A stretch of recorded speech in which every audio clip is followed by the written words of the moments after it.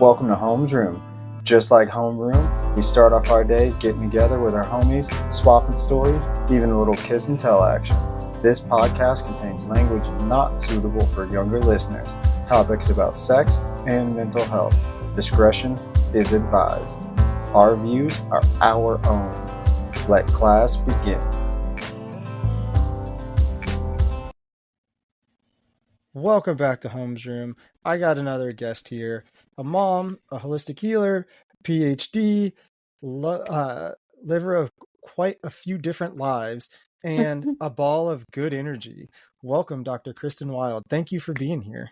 Hi, I'm so glad to be here. Thank you for having me. Yeah. Is there anything you could tell us about you that'll get us kicked off on here well so people know who you are and what you do? Yeah, so like you said, I'm a mom to two teenage girls. So I'm officially a professional chauffeur / walking ATM right now.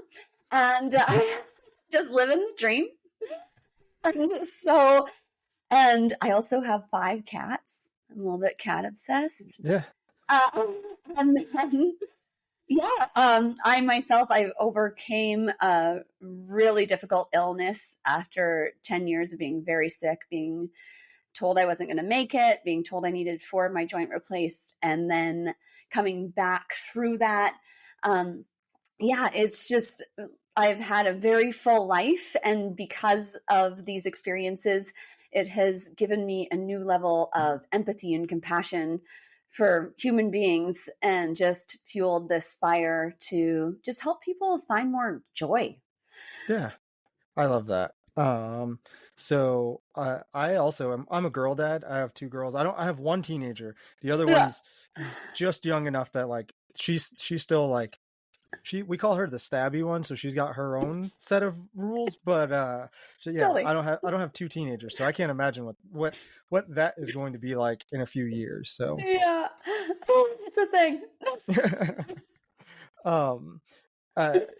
As a person, like I said, you've lived quite a few different lives from what I've heard. As a person who's reinvented herself, can you tell us a bit about that journey and like the different walks of life you've been through? Yeah. So fortunately for me, I'm someone who loves change. I don't have the typical patterning that a lot of humans do, where change is something that holds you back. So I've been very fortunate that that's a natural thing for me. And also it's been quite the ride for the people around me, because it's like 2 minutes is like, what are you doing now? And my whole life was that way, just jumping from thing to thing, but I never really knew what my purpose was. I felt like I was always seeking it. And so I would jump into different things, try out different modalities, kind of master some of the skills in there. And then it was like, this isn't it. And so that just kept happening. I was an electrician. I worked as a financial service manager for Mercedes. I was a real estate agent. I owned a real estate investments. Like, it was just so all over the place. I worked as a waitress when I was younger, a server. It's all these things. And I didn't really realize what it was all for until I finally did start to find my purpose. And I found my purpose through personal experience. It was like, I have 10 years of formal education at this point, and I can tell you that personal life experience, it's so beyond what you can experience learning things in a book. And so, reinventing myself, sometimes I had no choice because it was like, I was so sick, and it was like do or die, literally. And so this more recent time coming through illness, and then, just it's one thing that led into another, and it led me instead of me leading it. And that's the difference. But now I can see all those life experiences, what they were made for, because I can connect with so many different people because I had so many different experiences. So now it all makes sense. But it didn't for a long time. I love the way that you explain that, because I'm similar. Like, whenever people ask me like, oh, what do you do for fun? Or what do you do this? Or what? And we have those conversations. It's like, I have not yet met a hobby That's a lie. I have not started knitting, even though I have been like tempted to start knitting. But I haven't met anything that hasn't like interested me and been like, okay, I guess I'm going to do that now. That's the thing that's calling me, so I'm going to go do it. I've also worked a bunch of different jobs, and bounced from like industry to industry, and all of that stuff leads me to, like you said, it's being able to relate to people in a way that like you wouldn't ordinarily be able to relate to them, but you happen to have had that experience doing that thing that brought you to the place where you understand kind of where they're coming from. And as I like to call it, a child of the world, where like anything that happens, anywhere I go, anything I do, it just kind of becomes that, like, I guess, understanding of, oh, well, I can relate this to this situation and bring it back to where now I can have a conversation with this person with a little less context about where they're coming from, but still understand them just the same. So I personally appreciate that. And I think that makes you probably really good at your job now and what you do now, because you don't come from, a single lane road. You come from, a highway that's gone in many different directions, but somehow made it back to the same, the brain train of thought. So I like that. Great analogy. And yes, I love your point of view and your perspective when you go and navigate the world. It's, it leaves us in a position of open-mindedness and open-heartedness, and it leaves just so much room for collaboration and these win-win scenarios. And I love it too. It's so awesome. That's one of those, like, you couldn't have known this, but like I kind of talked about it before we started recording, like this podcast is kind of about,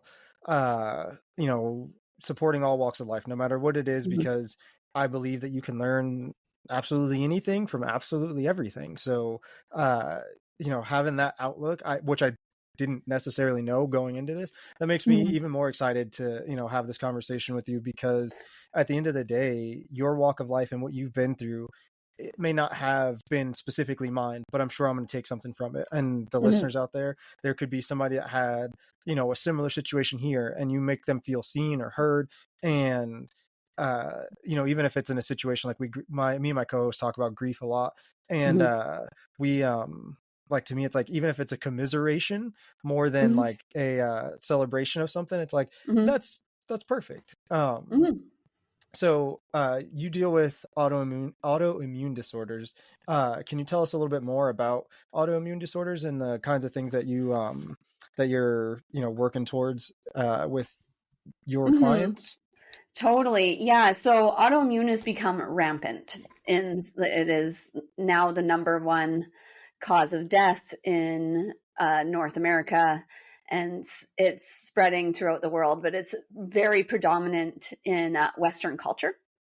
And it's getting worse and worse. And so there's hundreds of different autoimmune diseases and diagnosis, but really what it breaks down to is inflammation in the body, extreme fatigue, brain fog, pain, imbalanced hormones, and either extreme weight loss or extreme weight gain. Like there's so many different symptoms that can come along with autoimmune, but the basis of autoimmune is all the same.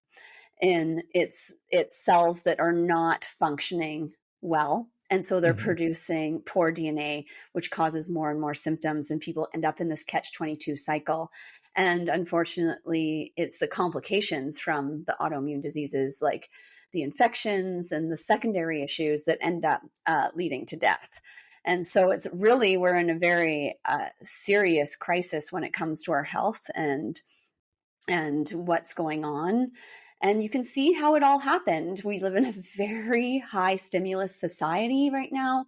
We live in a time that truly we can't look to our ancestors for really help or answers because this is new. This technology era is here. It's here to stay. And we're also taking in I think it was like something like 2,000 times more stimulus than our grandparents even did. Like it, and I think probably even increasing from there. So we've had to kind of go through the spontaneous evolution. This is why we're seeing a major increase in neurodivergence, because that's an evolving brain. It can now take in way more stimulus. It doesn't work in a 9 to 5, but it works for a lot of other things, like processing a ton of information.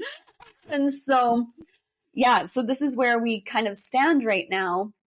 And I feel like I've just gone off on a total tangent, but I don't believe in coincidences or mistakes. So this is the thing, is we're now facing all of this. And so autoimmune disease is coming because our nervous systems are so dysregulated. We weren't taught how to regulate our nervous systems because our parents didn't know how, and their parents didn't know how. It's traumatized generation raising traumatized generation. And now we have to wake up and do something about it. It's like now or never. And so here we are. And I went through 10 years of going through autoimmune disease myself. By the time I hit that 10-year point, my organs were shutting down. I was told I needed 4 of my joints replaced. It was not looking like I was going to make it. Yeah. And not to cut you off, I was just getting ready to ask about that. That was my next question.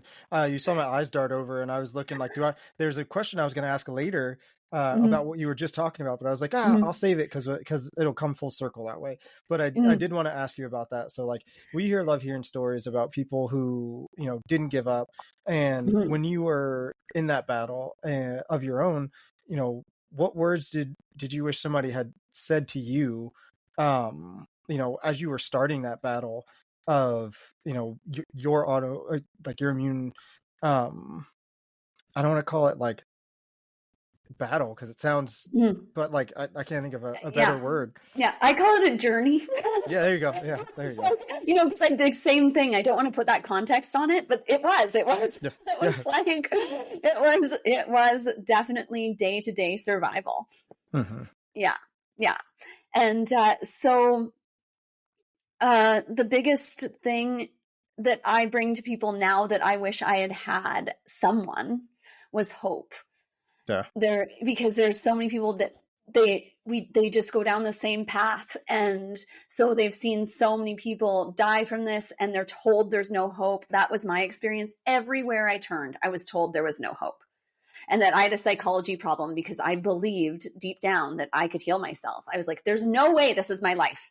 There's no way I've already been through everything I've been through, and now this is how it ends. Like, no freaking way. It was like, and so there was something in me, and I feel like I was truly made to become this person. Like, this is what my purpose and destiny was on the planet in hindsight, because there was something in me that was just like, it came from within, and it was like, you can heal yourself. And there was definitely dark moments where I questioned that, like, what have I done? Just trying to go my own way, because it was like stumbling through the dark and so much determination. And there hit a point where it became hopeless. And that's when I hit my rock bottom and surrendered. And of course, when everything changed. But it's like, if I was talking to her, I created the program that I have now for my past self, because it would have gotten me right through it. Right. But then there was no one to turn to. And so the biggest thing I would have wanted just someone to say is, there is hope. Like, you can turn this around. This can be healed. But I just had to muster that from within myself, which is quite the thing. I think that I was hoping that your answer would be along those lines, and you would talk about, you creating a program, for the person that you would have wanted to come to you then. And, that's, again, similarly to what I'm trying to do here, is have conversations that I want to hear, and I wish I had heard when I started my healing journey, for mental health purposes, and have so many different people that are just a wealth of knowledge on this area that, like, I didn't know enough about, or I didn't realize affected people, to just make it seem like we're all connected and all have a story, and no one story is greater than the other. It's just different. And, you kind of touched on it, and I cut you off a little bit, but being told you're going to be in a wheelchair at 35, what did you feel in that moment? Yeah, so I actually passed the 35 point without making it in the wheelchair, and I was kind of like, ha, Yeah. showed you. But it was like a couple of years later, I was hitting that point, and there was a day when I was going through an airport. At the time, my hip was giving out, and there was like sciatica all the way down my leg, and it was constant. This has been going on for a couple of years now. And it was just so stiff. I could barely walk and was stuck in security. And by the time I made it to the security guard, or I don't know what they're called. Yeah. TSA agents? TSA, the yeah. TSA agent. I'm trying to be politically correct here, not nailing it. I had to think about it. TSA agent, of course. And she was like, what's going on here? And then it became clear, like there was just tears streaming down my face. And I was like, not okay. And she's like, ma'am, I'm going to have to insist we get you a wheelchair. And it was just yeah. You know, that was my rock bottom. It was just like, I give up, you know, like I have tried so hard to do anything and everything I could. And it was like, here I am. So when you, like you said, you know, you made it past that 35 point, and then the person at the airport being, you know, more aware of their job and what was going on than like, you know, what you would need, like in all of those situations and in that journey, like what was the biggest thing that you took away as far as like from a health standpoint, not necessarily like from the experience that like maybe stuck with you forever, but just from a health standpoint, like what mindset did you end up having to put yourself in after that? Yeah. So it's constantly, because you're constantly circling depression and hopelessness and anxiety, which is natural when you're watching your body deteriorate before your eyes. It's like frightening. And so the biggest thing is buoying your own energy and constantly bringing yourself back at all costs, bringing yourself back to a place of inner peace and mastering your thoughts. That's the biggest piece with health, physical health.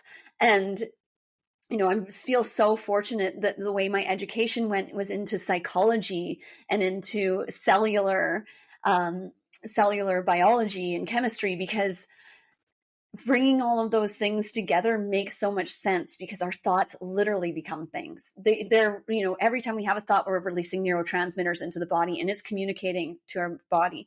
And so mental health is the most powerful factor when it comes to physical health as well.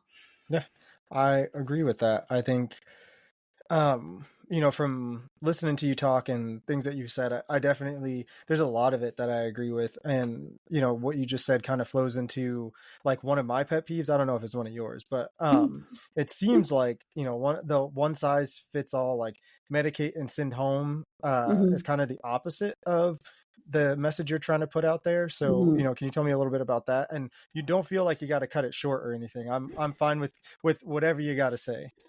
Okay. Yeah. So this is the thing, is there's no need to be like this or that. There's no need to vilify the medical system, because there's so many positive, wonderful things that have come out of a medical system, and it's evolving just like we are, you know, it's like anything. And so the biggest thing for me was to learn to go around and to let that be whatever it is. And so often that's what we're there for. We're for everything else. So if someone wants to work with specialists and doctors and take the medications, it's like, go ahead. If that's what feels right to you, do it.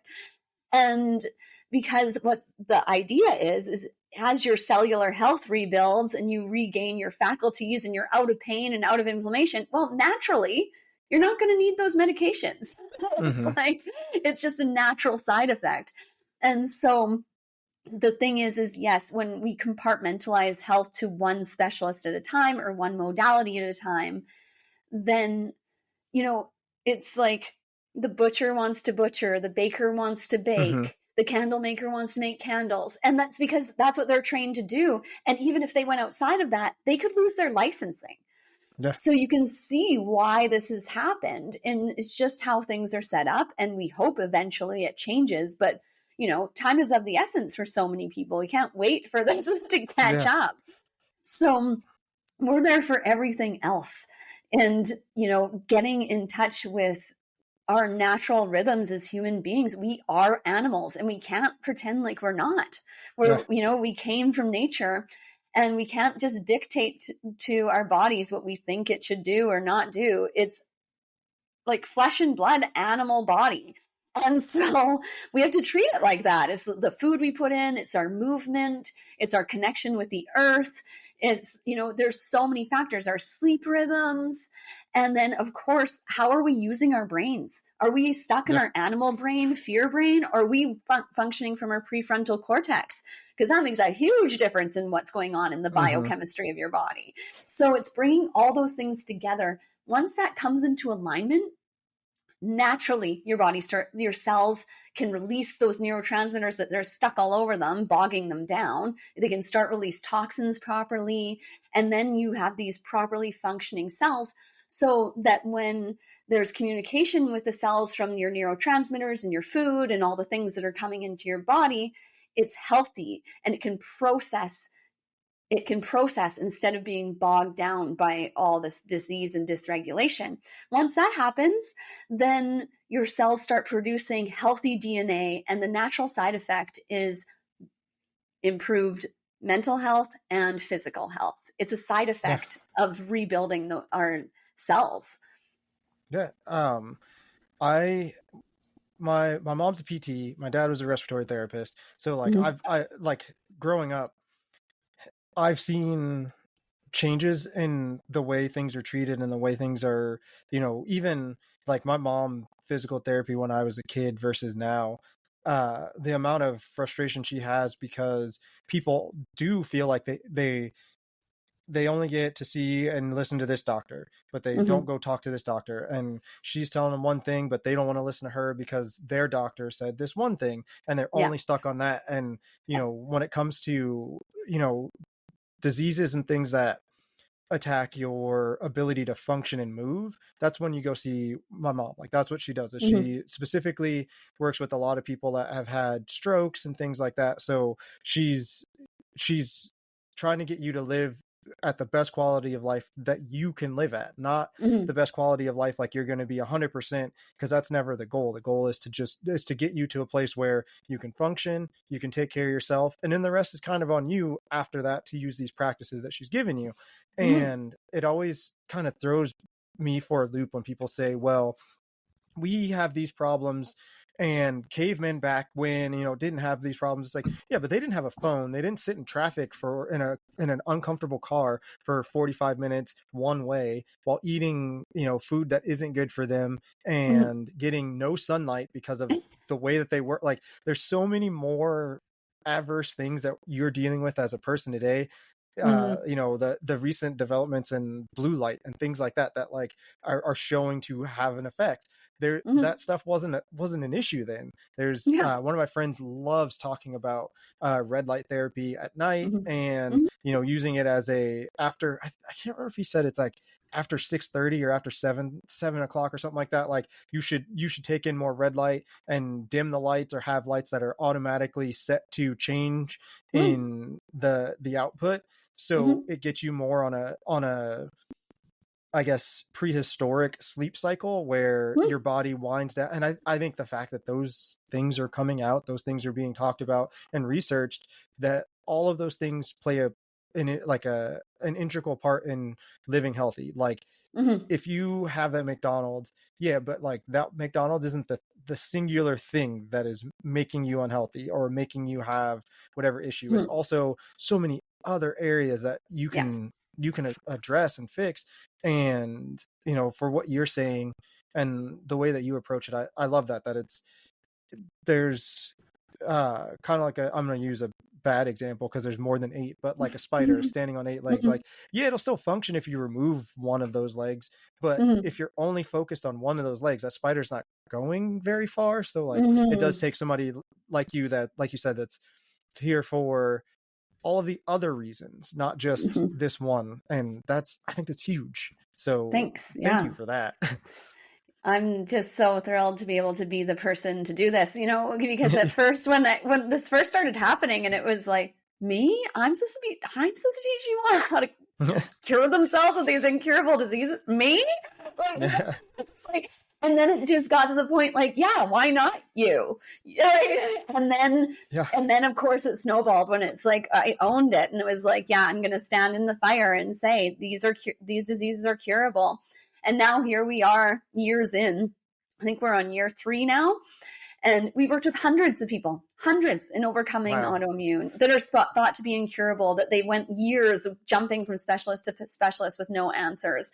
We worked with people with mystery illnesses. We worked with people with Lyme disease, all types of things going on. And it really comes down to regenerating our health from the cellular level. And it's our body's innate power to heal. Like, people are healing themselves. We're just giving them the tools and giving them the support and helping them see the path, because, you don't know what you don't know. But it's like, they're healing themselves. They're their own healers. So they leave, when they go through our program, for instance, when they are complete, they have all the tools within themselves. And it's about them being their own healer and being confident that they are in control of their own health and their own destiny. And it's like, there's nothing more powerful than that. Yeah. So, like, I like the way that, again, it's a bad example because what you're doing is so much bigger than that. But I used to coach roller derby, and one of the things that I used to tell people, because I used to be like, oh, thank you so much, I couldn't have done that without you, or I couldn't. It's like, all I did was give you the tools to do it. Your feet are in your skates. I can't do that for you. That part is all you. All I did was see that you have the ability to do it and give you ways to be the best you in that situation, not, a cookie cutter thing, because not everything works that way. And I always love when people have that same approach to anything, because it's like, the joy that you get from seeing somebody in that situation succeed is genuine joy. It's not a joy of, I did that. It's a joy of, they did that. And, like, seeing you light up talking about it is like, it's infectious. It's like, yeah, like, that's what I want to see. That's what I want to hear. And I just thank you so much for that. Oh, I'm so just thrilled to be here to be able to talk about it. It's like, I'm so fortunate to be alive. There was so many nights where I went to sleep and I wasn't sure if I'd wake up again, or I'd be hospitalized for infection, and I could overhear doctors being like, I don't think she has much longer, kind of thing. And so now to be here 5 years fully in remission, chatting with you and seeing such amazing things happen in people's lives, it's like, every day is amazing. And so why not be the bearer of joy, right? When you've gone through, why not? There's a song I really love, and I don't know what kind of music you listen to. I didn't do that much research on you, but it's by Lacey Strum, and it's I can't remember if it's just called Impossible or Living the Impossible, but the lyric of the song is, every day I wake up, I'm living the impossible, and all around me I see all these miracles. And I always, like, it's one of my go-to on my in my feels playlist, because I have to remind myself, like, I didn't have autoimmune diseases or anything like that, but where I grew up, my life expectancy was in jail or dead by 18. So that's a hard go straight out of the gate. Making it past that and being what I consider as myself successful is huge. So every day I have to remember that. And I always, like I said, I draw the comparison of, when you come through something that people told you you're never going to make it past, B, and you're already like 30 letters, you're already like 30 steps past, where they said you were going to make it. And you realize that this isn't even the end of the road. I could be even further, I love that. So that's it. There's always more. There's always another way to level up. Like, it never ends. It never ends. I wanted to ask in holistic medicine, what are a few of the keys to like somebody who, brand new to, never heard about it really, but they're trying to find that next thing because the last thing didn't work. What are some of the keys that they need to go into it with? Yeah. So its big thing is it's the mind body alignment and bringing our systems back online. So the biggest thing is soothing our nervous system. When the nervous system's soothed, so when the nervous system is on high alert, which so many people's are, regardless, just because of how much we have to deal with all the time, right? There's so much going on our planet in general. And so with that, it's bringing yourself into the parasympathetic nervous system state, it's called. And so when we do that, it informs our cells that it's safe. We're in a safe environment, and it actually allows the cells to start processing all of that built up neurotransmitters stuck on the cells. And it's like, without getting too sciencey, and then it allows the cells to remove waste and then start functioning properly. So then bringing the nervous system online, of course, the digestive system, all of those things, but the nervous system is the number one, because the nervous system really communicates to our body whether we're okay or not. And that starts with our thoughts. We have to master our thoughts to soothe our nervous system. So it really is a cycle. It's a whole bunch of things at once. It's psychology. It's the way our diets, of course, because our food becomes things in our body too. It really does. It assimilates and communicates with ourselves and is our building blocks for our bodies to continue to move. And so that hydration's important. And then, all kinds of things are important that we don't really often think about. Like, are your feet touching the earth? Because the earth releases negative ions, which helps to eliminate inflammation. And if we're not touching it, then we're not experiencing those benefits. So, it's these things that we just wouldn't have thought of otherwise. And we're just finally realizing, like, oh, of course we're all, this isn't working out. And so now we're learning, and we'll adapt and we'll change. And that's what humans do. But it's like the time to do that is now. Yeah. This is it, you guys. We're doing it. Yeah. I definitely think that if I could do one thing with this podcast, it is getting people out of their own way to just starting. Like, it doesn't matter whether you feel like, everything's in line or everything's perfect or whatever. Because if you wait for perfect, and, again, a conversation me and my co-host have, where like, if you wait for everything to be perfect, you're never going to do anything. So like, now is the time to take that leap and do that thing. Yeah. And when it comes to healing yourself, that step in that journey, whether it's because of your actual physical health or whether it's your mental health or whether it's your relationship with, your kids, your dog, your spouse, whatever that thing is, if you keep trying to say, well, when this happens or when that happens, that thing is never going to come around. And I always get like sad when people give a qualifier. Well, I got to do this, but this has to happen first. And it's like, man, if I wrote a book because I was unemployed and I was depressed and had no other outlet, and I was like, you know what I'm going to do, because I have this time, I'm going to write a book. And then just for fun, like, had no purpose other than just to give me something to do to occupy my brain.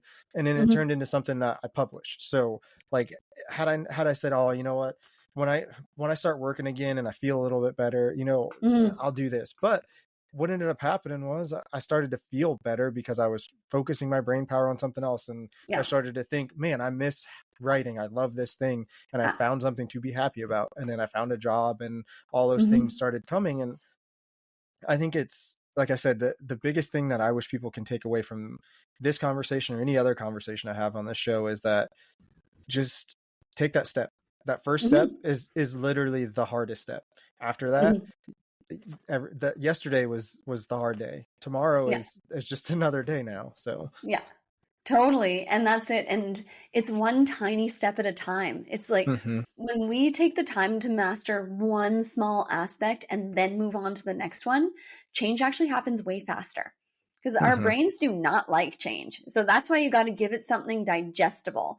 Journaling is a good example. It's really good for our mental health to journal, because it just removes that hamster off the wheel and you're putting it on paper and watching it run around. So it's like, okay, sometimes just seeing what's going on in there out of yourself is helpful.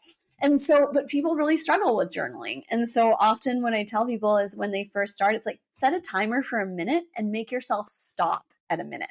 So flip the script and make it so simple and easy, and only allow for that amount of time until you get to the point where you're like, I want to write more. I want to set that timer for a longer time.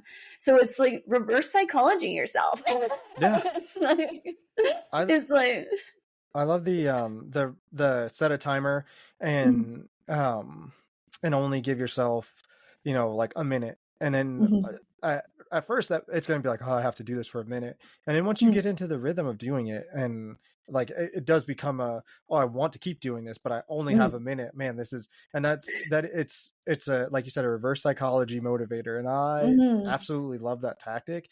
I know for me, like I journal, but I don't do it as frequently as like, I don't want to say that it's not necessary, but I know when it's to the point where like I need to do this, and I have probably like 57 different notes on my phone from where I started, and then it got buried. So instead of going through trying to find it, I just start a new one. And every time I start a new one, it reminds me, man, I need to do this more. So then I do it until I get to the point where it's like, I'm processing my emotions, I'm processing my thoughts, I'm open and speaking about things that like I was keeping in, until it gets to the point where I'm doing all of those things again. And it's, almost a self check-in kind of thing of like, oh, hey, I know that like I haven't been doing this and I'm feeling this kind of way. I definitely need to get back on doing this. And like you said, it's taking on the small steps. So, I need to write. So I'm just going to, I'm just going to try and write today. Sorry. No, all good.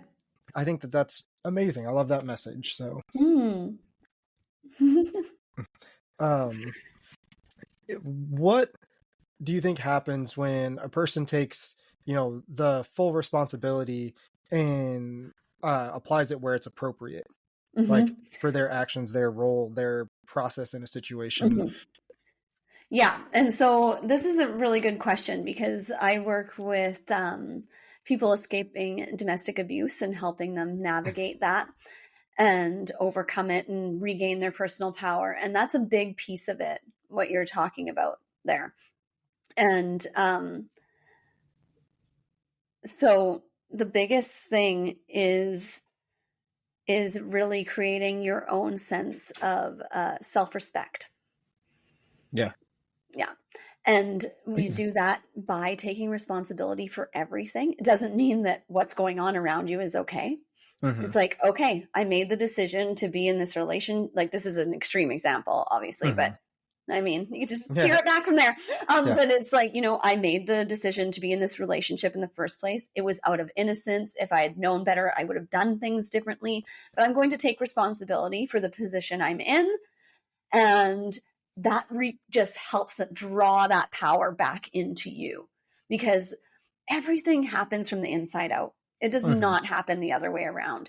And so it's like, okay, how can I take responsibility for this? It's like, oh, well, I didn't go and get an education because I supported this other person. And now here I am raising 2 kids by myself. What do I do? And it's like, okay, how do I take responsibility for this and change that trajectory? And again, that's drawing the power back into yourself. And like, how can I take responsibility for this? So when we ask that, we make different decisions and we make more empowered decisions. Yeah. Empowered decisions is definitely where you want to fall on that spectrum, no matter what the context is. I put that up there with like enthusiastic consent, where like, if you want something, like, want it. If you don't really want it, then you have to start asking yourself, do I actually want this thing? Because the more you rely on yourself to, am I giving enthusiastic consent about whatever it is? Am I giving, the power and the choice to myself? Is that thing going to be favorable, or is the outcome going to be meh because I didn't really want to do it in the first place? And I know, like, I literally this morning had this conversation with my 7-year-old. She asked her, what snack you want? And she said, I don't know. And then I completely forgot, and we're getting ready to walk out the door. And I said, oh, wait, did you ever get a snack? And she said, no. And I was like, well, see, what happened was I asked you what you wanted. You shrugged your shoulders. And that's not a thing that affects me. That only affects you. So now you would have gone to school and gotten there and had no snack and been disappointed, but it would have been your fault and your responsibility because I asked you what you wanted. I would have been happy to grab it. You could have said anything in there is fine with me. If you didn't really have an opinion, but because you chose not to do something, your choice in that would have affected you more than it affected me. So if you want something to happen, you have to speak up and make a choice for yourself. And she just kind of looked at me, and it's like, yeah, see, this doesn't make sense now, but like 15 years from now, when you're sitting there making a decision that other people are struggling with, it's going to be because of conversations where you had to make a decision and trust in yourself that you can make the decision and that you're responsible for it. So just an aside. Sorry. That was a good example. Well, thank you. You said when we seek the truth for truth's sake, that's where everything is unlocked. And I absolutely loved that quote. Can you talk a little bit about that and where that kind of sentiment comes from? I was like, oh, I said that. It's absolutely 100%. That's because when we become open-minded and open-hearted, everything shifts. It just does. You become naturally more spiritually inclined. We can call that more in tune with your higher faculties, your higher consciousness, whatever you want to call it. And it's when we seek the truth for truth's sake, then we're not looking for some specific answer to fill some existing belief system. We're now saying, I'm prepared for all my belief systems to be cracked wide open. If it means a further evolution of me as a person, when you have an intention to be kind, to be a good person on the planet, to do your part and to enjoy life, and be a positive impact on others, then there's no mistakes. Yeah. Even when you make a mistake, it's like, okay, I acknowledge that I would love to have handled that differently. I so apologize for that faux pas and move on. Exactly. And so that's the biggest thing. When you seek the truth for truth's sake, you naturally come more and more to a state of like lovingness, kindness, forgiveness, because you're more curious with people instead of condemning or judgmental, because you're not concerned what the outcome is. Yeah.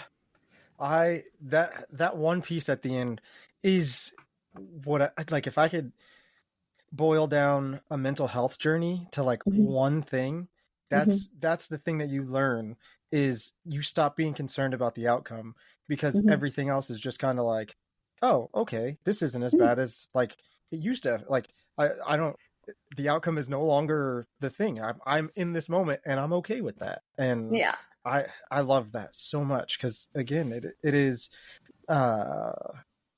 so much about like you said, the quote and why I love it so much is when you just want to understand and you're truly doing whatever thing to understand, you are free of societal expectations, you're free of religious expectations, you genuinely in yourself just want the answer to have the answer, not because of some other reason that now you're going to look at it through that lens, or now it's going to be tainted slightly because you can apply it, but it's only able to be applied in this way. It literally just is freeing because there's no strings to it. So 100%, 1000%, whatever you want to say. I absolutely love that.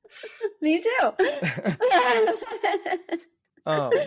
So I'm big about trusting my body. I don't necessarily always listen, but or do what it asks sometimes. But I guess that's like kind of the gig about a journey is, like you said, there's mistakes, but the mistake isn't accepting and taking the accountability of like, oh, well, I guess I probably like, I knew better than to do that. And now I like this is the consequence for XYZ, and that's acceptable. But, you know, at the end of the day, I always feel so bad because if I go to somebody's house and they're eating something and my brain / gut, limbic system, whatever it is, says, hey, don't eat that thing, it's going to make you feel sick. I trust it. I'm not going to question it. I'm not going to like, I'm sorry, I seem rude, but I'd rather seem rude right now than be sick and miserable later, because I can always have a conversation with you about why I didn't eat it. And like, I appreciate people putting out emphasis on like trusting your instincts and trusting what you know, and helping people to understand what to listen to, how to listen to it. So how in tune with the body is your goal for people when you work with them? Yeah, so it's all about listening to yourself. It's all about that internal dialogue. It's like, because so many people are trained out of that, and often that's why we get sick, is because we forget, we don't know how to listen to our bodies, or until the point where we're so sick we can't function anymore, and it's like, oh, maybe I matter. So and it's like, and so it really is about learning how to tune into those. Like, our intuition is really our subconscious in action, and our body has so many physical sensations that just stream into our subconscious. It doesn't stream into our conscious mind. So yeah, that limbic system, you know, the fascia in our body is like our intuition. It picks up on things in the air. We you know, it's been, or I should say the ether, like it's been scientifically proven for some time now that we are electromagnetic beings. We have electromagnetic fields around us, aka the aura. And so of course we feel what's going on in our environment. It's very real. And so when you have that feeling, you're picking up on the literal energetics coming off of the cells in either a being, the food, whatever it is. That's what you're picking up. And so that's why it's never wrong. Yeah.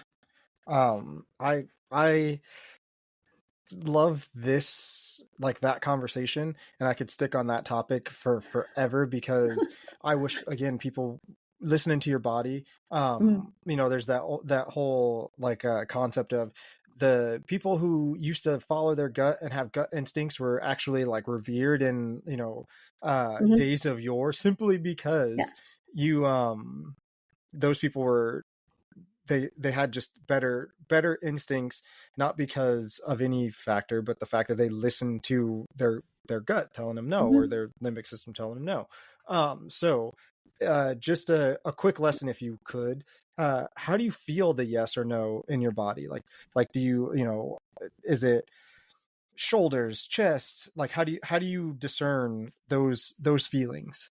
Yeah. So each person's going to be different, actually. So, and it really depends, because we have several brain centers in our bodies. They've now discovered, oh, the heart's like a brain. It just doesn't chatter the way this one does.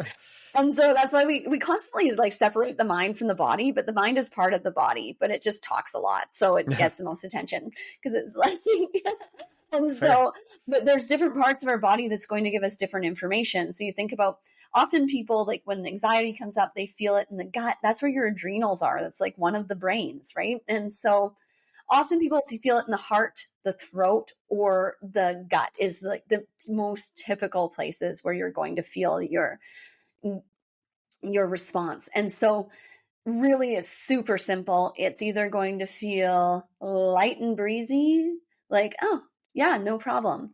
Or it's going to feel tight. That area is going to feel tight and restricted. And then it's questioning it, though, because just because your body's doing that, sometimes that is like those unreasonable fears kicking up, old programming. And so that's where awareness comes in. It's like, what's going on here? What's kind of triggered this feeling? And getting to the root of it, because it might be something that is minuscule and yet was like we connected to some sort of childhood memory, and then all of a sudden it's building this anxiety in our body. And it's like when we just sit and like, it's like really question and be that investigator, be curious instead of trying to push it away. This is why people get sick, is like we want to repress these emotions that don't feel good, and these feelings in our body, we just want them to go away. But when we actually get curious and let them run through, then they're gone. Yeah. Yeah. So that's the best way to deal with it, because if we keep repressing them, eventually they're just going to boil up. It just is how it is. And so one way or another, we're going to have to face them. And so sometimes that's like when it's like just an initial gut instinct in the moment, just follow it. And then if it's something that's kind of sitting there and you're not really sure why, then usually it's something that is connected to some sort of programming, some sort of belief system, and then it's just getting curious about it and seeing if that belief system, it's time to dissolve it, like really questioning where it comes from. Yeah. On the heels of that, because I had a strategy in asking you that question before asking you this question. Okay. Let's talk a little bit about Modern Health Solution. What kind of nuggets, like you just gave, are you giving out? What kind of program are you trying to put out in the world for people? I shouldn't say trying to, because you are, but it's happening. So right now we have a program for women specifically, and 80% of people with autoimmune conditions are women. And so did not know that. Yeah. And so it gives a place of a community, because going through disease is very isolating, and it can be difficult because people around you couldn't possibly fathom what's going on, and so that's a big piece of it. And, it's something that I really craved when I was going through that. I felt very alone, and it's also a place that provides hope, because you get to see people further down the road than you, and they encourage you as you go along. They're like, because there's times where you feel like you're failing in the healing experience, and it's actually a breakthrough.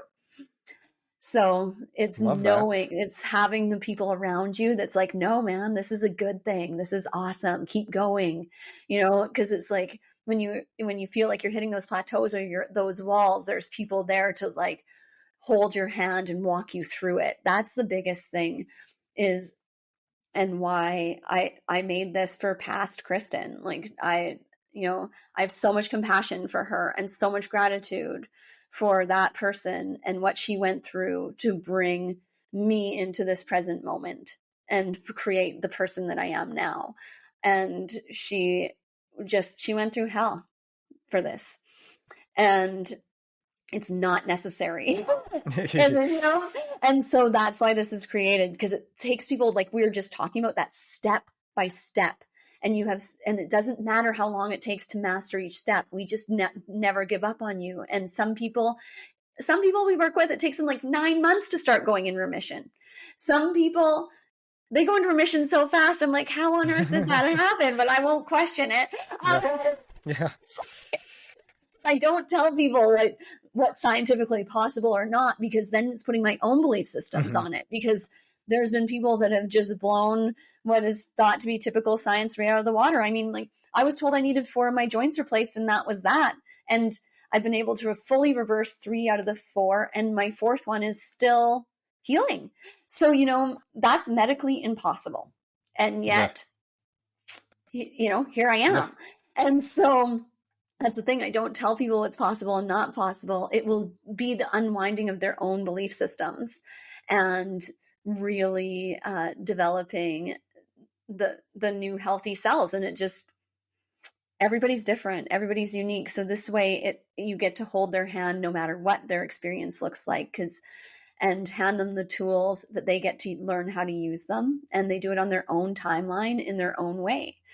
And they're given a space where they can do that, and they have the capacity to heal, because people are handing them the answers and handing them the tools. They don't have to go out and try and search and navigate.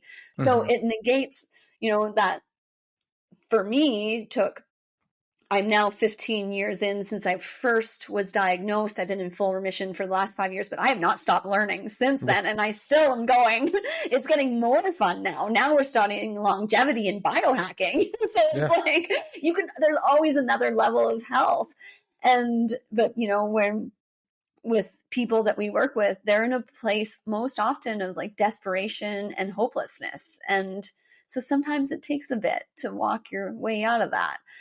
And so that's what we're there for. I like that in itself is the sign of somebody that like healed on a holistic level, honestly. For like, I can't think of a better term to use than that, because not only are you happy that you made it to where you've made it, you want to share that joy.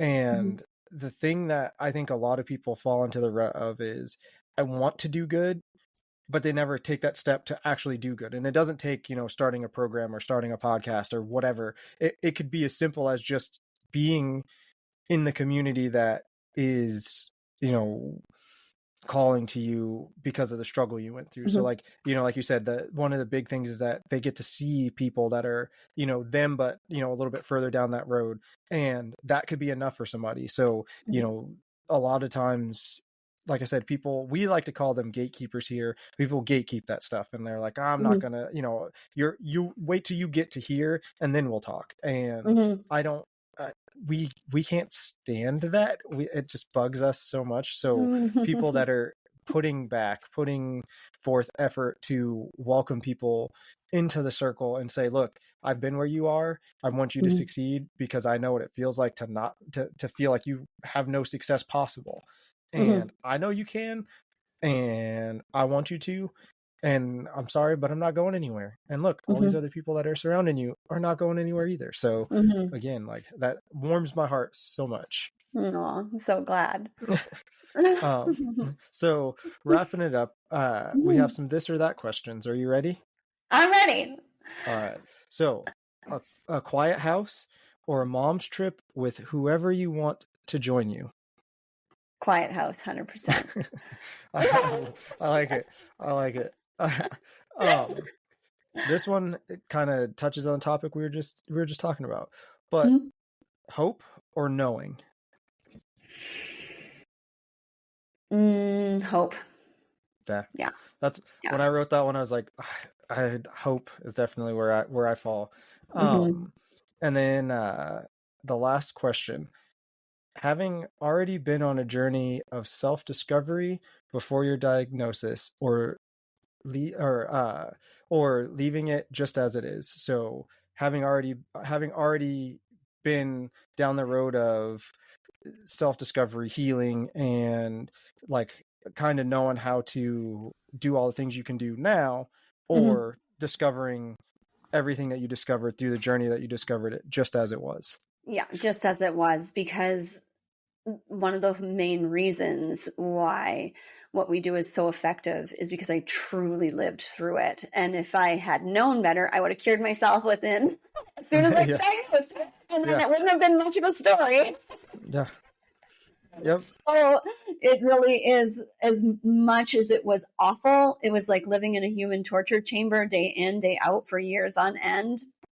Now, no, it couldn't have been any different.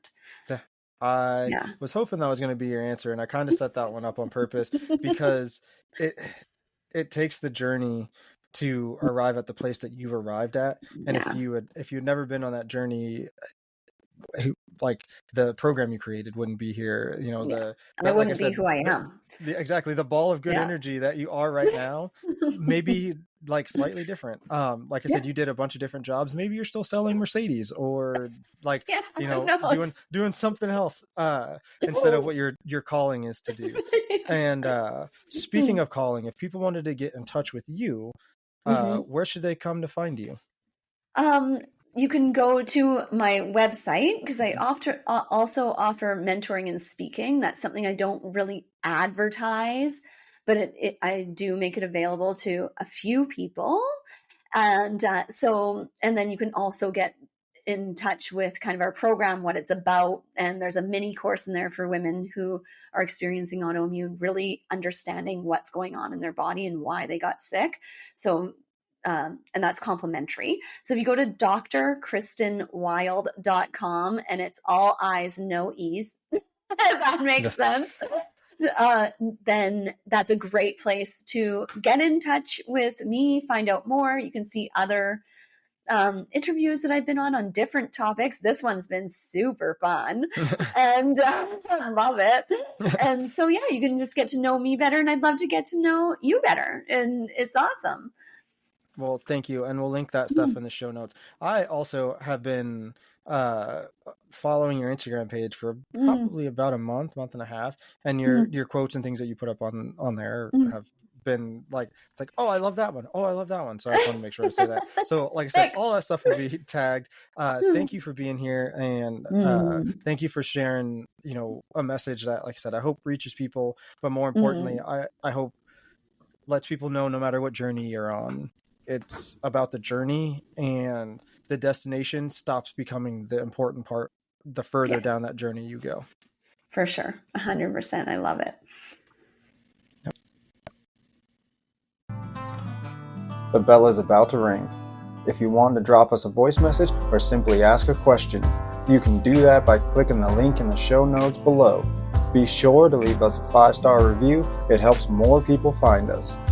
Theme music by Kinsey. More music available on Spotify. Remember, every day is a class. Go learn something.